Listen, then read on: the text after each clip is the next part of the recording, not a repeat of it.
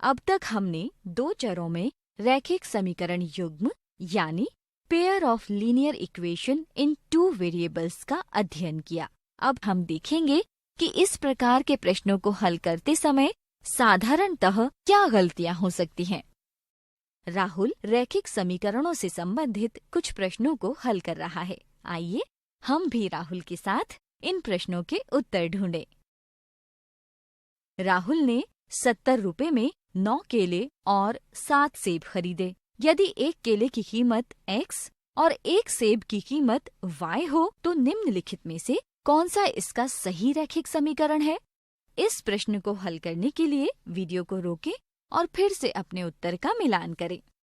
यदि आपने पहले विकल्प को चुना है तो ये बहुत ही अच्छी कोशिश है, परंतु यह सही नहीं है। केले और सेबों की कुल कीमत 70 रुपए है, इसलिए बराबर के बाद कुल मूल्य के रूप में 70 XY नहीं आएगा।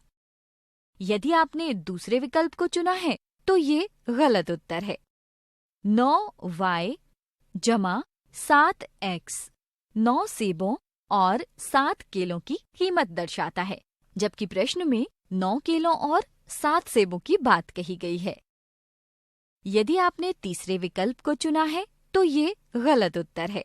x की घात 9 जमा y की घात 7 का अर्थ है x को 9 बार गुणा करना, जबकि 9 केलों की कीमत जानने के लिए हमें x को 9 से गुना करना पड़ेगा, न कि x को 9 बार।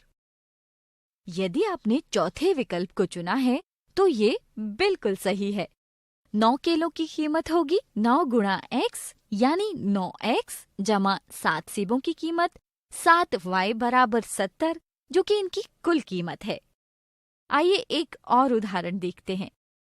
8 वर्ष पहले राहुल की मौसी की आयु राहुल की आयु से 2 गुनी थी।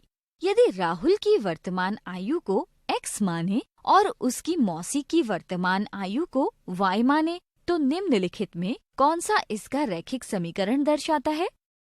8 वर्ष पहले दोनों की आयु वर्तमान से 8 कम होगी, यानी x घटा 8 और y घटा 8। मौसी की आयु राहुल की आयु से 2 गुनी है, इसलिए दोनों पक्षों को बराबर करने के लिए राहुल की आयु को 2 से गुणा करेंगे। आगे हल करें।